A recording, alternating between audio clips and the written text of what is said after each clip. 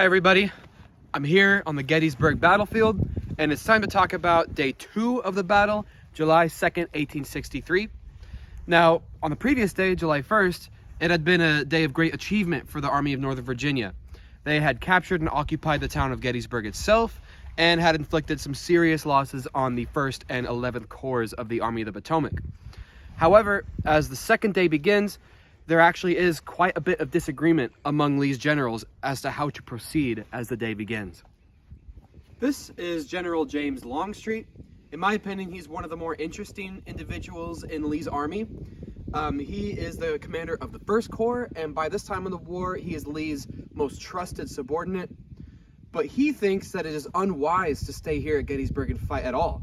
He wants to continue to move south and get in between the Army of the Potomac and Washington and pick a battleground of their choosing as they do so. And after many arguments with Lee does not relent, and he finally decides once and for all to stay here at Gettysburg and fight. He says, "If the enemy is there in the morning, I will strike him." So thus, Lee plans to dislodge the Army of the Potomac by attacking its flanks.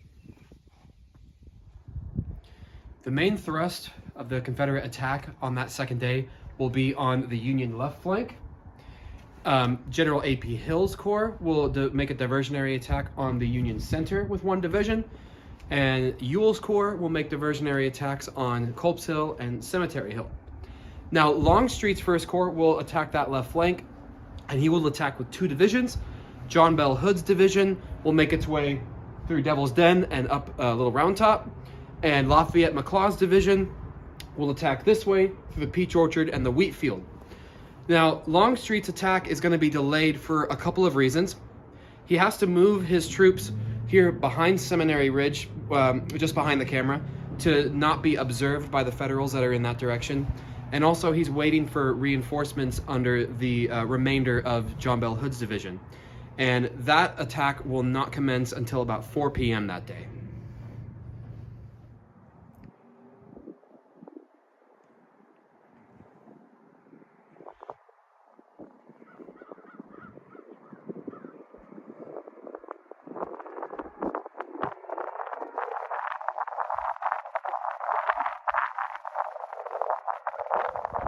All right, the time has come to talk about General Dan Sickles.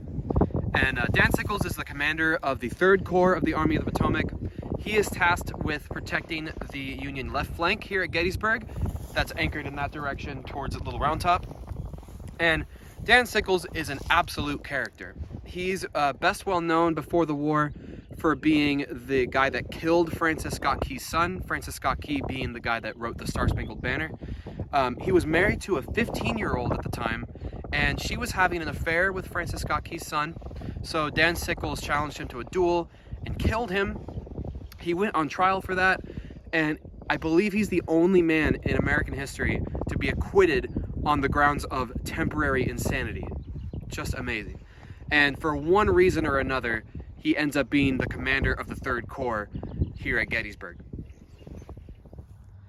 So like I mentioned before, Dan Sickles' 3rd Corps is tasked with holding the Union left flank that's anchored at Little Round Top. And at some point during the day, he's observing this ground and thinks he sees a better defensible position in an area known as the Peach Orchard, which is where I'm standing right now. And without orders, at around 3 p.m. in the afternoon, he moves his entire 3rd Corps from the Union left out in front of the Union line to this position in and around the Peach Orchard, thus creating a really awkward bulge on the Union left that has gaps in between his corps and Hancock's 2nd Corps. It baffles historians to this day as to why he did this. But Meade, over at the Union line on Cemetery Ridge, sees Sickles do this. He gets on his horse, rides as fast as he can here to Sickles, and when he sees Sickles, absolutely lays into him in a way, as someone put it who witnessed it, in a way that could make the stones creep. Meade is legendary for his temper. And in an attempt to calm down General Meade, Sickles says, "It's okay, I can move my corps back to their original position if that's what you want me to do." But Meade says, "It's too late." He points off in the distance in that direction and points out the sun glinting off the bayonets of the Confederates under Longstreet's corps that are about to make their attack in this area, and says, "You can try to withdraw, but those people won't let you." So the 3rd Corps will have to hold its position here against those Confederate attacks, and the fighting here and in this area will become legendary for its ferocity that day, July 2nd.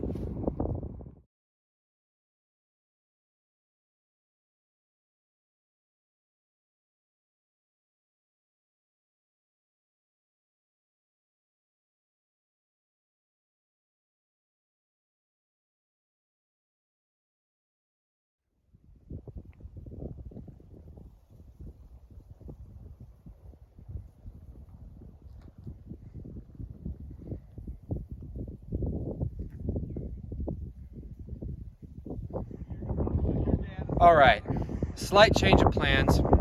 I did plan, obviously, to go on top of Little Round Top, but if you can look closely, there's construction tape and stuff up there, and it's closed. So I'm stuck down here looking up at it. I really wish I could be up there. I came all the way from California to see it, but what can you do? Anyways, like I mentioned before, that hill would be the anchor of the Union left flank here at Gettysburg on the 2nd day. That should have been occupied by Dan Sickles' 3rd Corps, but like I mentioned earlier, he moved his whole 3rd Corps that way to get to what he thought was better defensible position around the peach orchard. So as Longstreet's corps was about to make that attack, all that was on top of that hill in terms of Union forces was just a signal corps with their flags. And Governor K. Warren, who was General Meade's chief engineer officer, he got on top of the hill, looked around with his binoculars, and realized that this is so important. This is a very important piece of terrain that we need to occupy it with some troops. So he rides back into the interior lines and is desperately trying to find a brigade that will rush onto the hill. And he finds a brigade, I believe from the 5th Corps under Strong Vincent. And Strong Vincent will take it upon himself to rush his 4 brigades up the back slope of the hill just in time to be there to meet the Confederate assault.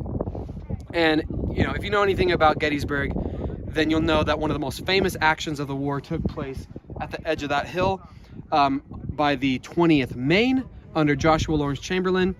They will hold the extreme left flank of the Union line up at top of that hill, being outnumbered, I think 2 or 3 to 1. And they fight to the point where they've lost 1/3 of their men, they're out of ammunition, and they launch a desperate bayonet charge down the hill and will sweep the Confederates off of it, thus holding the Union left flank. It was a really important moment in the whole battle, and one of the most important moments, in my opinion, in American history, because if the Union left flank on that hill didn't hold, then the Confederate Army could roll up the Union left flank and could threaten their entire line. And the Battle of Gettysburg might have ended differently if the action on top of that hill turned out any differently. So as the fight rages for Little Round Top, this area in front of Little Round Top, known as Devil's Den, also sees some incredibly fierce fighting as the Confederates are sweeping up in this direction to support that attack on the left flank. And I've heard that this area was called Devil's Den before the Civil War because of these crazy rock formations that are here.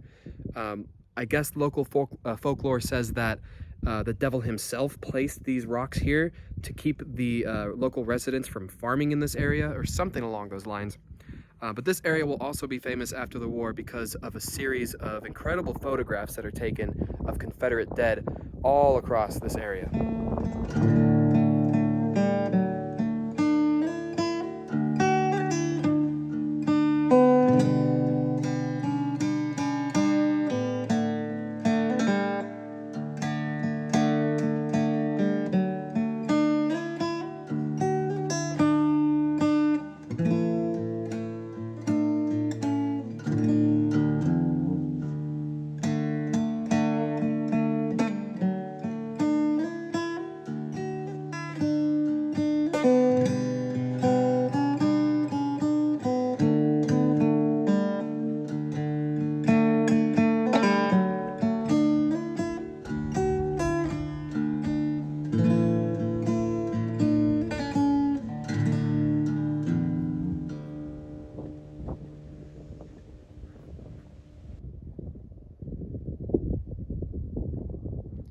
Right now, I'm standing in the area known as the wheat field, and that direction would be the peach orchard, and just up there is a little round top. So while the fight for both of those areas is going on, here in between at the wheat field, this fight will see the highest concentration of casualties in the whole Battle of Gettysburg, as the Confederates under Longstreet's corps are attacking this way to try and break through the Union line, and the Union soldiers here under the 3rd Corps, as well as reinforcements from almost every other Union corps here at Gettysburg, as they come here to reinforce Sickles' men, desperately try to hold Longstreet's men back. The fight here will become a confusing melee. To try and get into detail about the fight here is really difficult because it's just such a chaotic mess. And by the end of the day, this field will have 9,000 dead and wounded men scattered all throughout this area. It was a real scene of horror here at the wheat field. This behind me is the Trossel farm. During the Battle of Gettysburg, the family of Abraham Trossel lived on this property, and they had to evacuate their home on the previous day, July 1st, as the fighting in the town intensified. And as Dan Sickles' 3rd Corps moved into this area in front of the Union lines, he made this property his headquarters. And it is not far from this area where during the battle, as he is rallying his men, that he takes a round shot to the leg, a cannonball to the leg, I believe the left leg. And true to his eccentric nature, as he's being pulled off the field on a stretcher, he is seen calmly smoking a cigar and urging his men forward as his leg is just in tatters. This property still bears the scars of that battle that happened here in July 1863. If you look right here, that hole, that's from a Confederate cannonball. If you look closer at this building, you'll see bullet holes and other cannonball marks, canister ball marks everywhere. This little monument near the Trossel farm marks the spot where Dan Sickles took that cannonball to his leg. And somebody in the 3rd Corps, I forget who, said that the loss of Sickles' leg is a great gain to us, whatever it may be to him. Kind of a funny statement to make about your commanding officer. But back at the field hospital, after Sickles' leg is amputated, he tells the surgeon to preserve his leg in a jar of alcohol so that he could put it on display. A real weirdo. Here at the center of the Union line at Cemetery Ridge, A.P. Hill's Corps will make a diversionary attack with one division. That will be General Anderson's division, and they'll sweep up this way to try and tie down the Union soldiers here from reinforcing the defenses on the right flank at Culp's Hill and the left flank at Little Round Top. And late in the day, just before the sun starts to set, in this general vicinity around the peach orchard, the Confederates are beginning to break through as the 3rd Corps' lines are beginning to break. And 3rd Corps men are streaming this way in retreat, and there is a gap that's opened up between them and Hancock's 2nd Corps that's defending Cemetery Ridge here.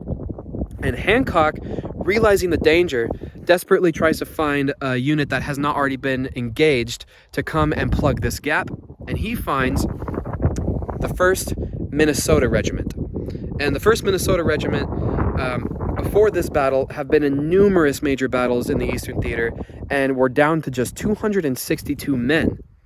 But Hancock, having no choice, he orders those 262 men to rush up this way to stop that Confederate advance into that gap. And without any questions asked, the Minnesotians, they pour into the gap with a sheer display of tenacity, and the Confederates coming from this way, which are William Barksdale's Mississippi Brigade, are halted in their tracks as they're surprised to see this tiny regiment coming at them with such ferocity. And their attack on the gap here buys Hancock enough time to get units from other parts of the line to begin to make a better defense in this area, narrowly avoiding disaster on the Union center. And in their efforts to try and stop that Confederate advance in that gap, they will lose 82% of their men before they're allowed to withdraw. After the war, Hancock is asked by someone whether or not he would have made such an order like that, knowing that most of the men in that regiment would be killed or wounded. And he said, absolutely, because sacrificing one regiment for the sake of the whole army is exactly the kind of decision that someone in my position has to make.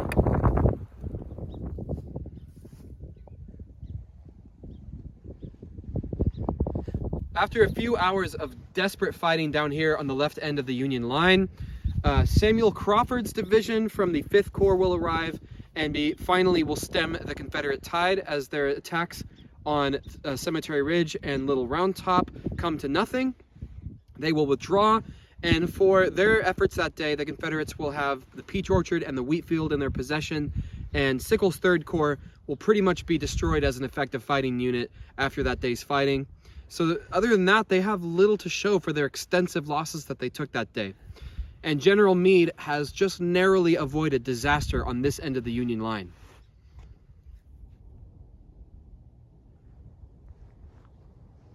I'm standing now on the top of Culp's Hill. This hill would be the anchor of the Union right flank here at Gettysburg, basically the point of that fish hook.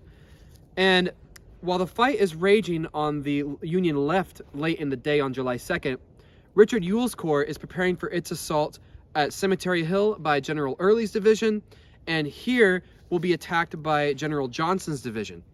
And those attacks will not commence until 7:15 that evening. By the time that General Johnston's Confederate division attacks this hill at 7:15 on the evening of July 2nd, the only brigade that is left defending this hill is a brigade under this guy. This is George Sears Green. At the age of 62, he is actually the oldest officer in the Union Army at that time. And his brigade is here alone because all of the other units that were on top of this hill have been diverted to the left end of the Union line to defend against the Confederate attacks there. So there will only be about 1,300 Union soldiers on this hill defending it against about 6,000 Confederates under General Johnston. I'm currently looking up at the crest of Culp's Hill. From the Confederate perspective down here, the Union defenses would have been up there. And the Union troops on top of that hill were absolutely determined to hold off that attack by Johnston's men, even though they were highly outnumbered.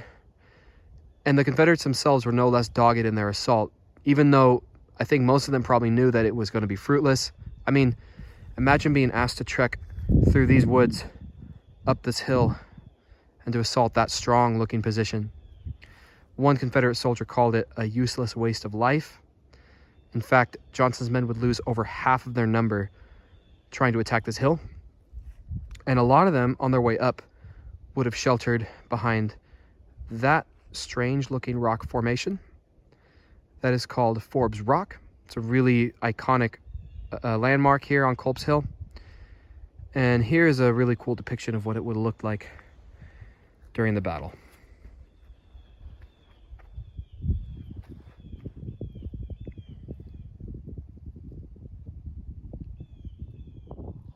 The attack on Culp's Hill by Johnston's division on the evening of July 2nd is ultimately unsuccessful. The fighting here will die down around 9 o'clock. And this marks the spot where the 137th Infantry Regiment of Green's Brigade will hold the right flank of that brigade here on top of the hill. Now, the only exception to the failure of Johnston's division to capture this hill is just a handful of regiments that are able to occupy some of the earthworks that have been left vacant by other Union units that have left this area to reinforce the center and left flank of the Union line. And there's a pretty good example of the earthworks over here. I'm not sure if these are the actual earthworks that were occupied by those Confederate units, but it's a good example of them. And those earthworks will be occupied by those Confederate regiments throughout the night of the 2nd and into the 3rd. But they will be pushed back on the morning of the 3rd by Union reinforcements that come up this hill to reinforce Green's brigade. So we're back here on Cemetery Hill. This is where the battle would have ended at the end of the first day, and it's also where the battle pretty much ends on the second day. This would have been attacked by Jubal Early's division of Ewell's Corps at around 7:15 in the evening, at the same time that Johnston would have been attacking Culp's Hill. And here the 11th Corps would have been defending, and they just barely held on. By this time, the 11th Corps was incredibly battle weary. They had suffered heavily the day before and in battles previously. So by now, they were stretched to their limits, but they just narrowly were able to stop a Confederate breakthrough here, and the fighting dies down around here around 9 o'clock, thus ending the second day's battle.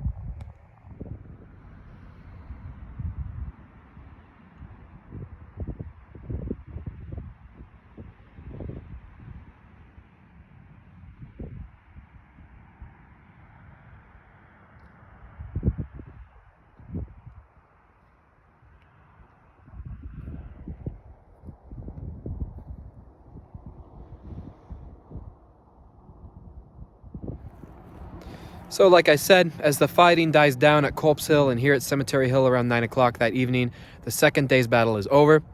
It will prove to be the bloodiest day of the 3 days of fighting here at Gettysburg, and both sides are utterly exhausted. Lee's troops have failed to break both Union flanks, and Lee now plans for the third day's battle. He's got one more card to play, and I think you all know what that's going to be.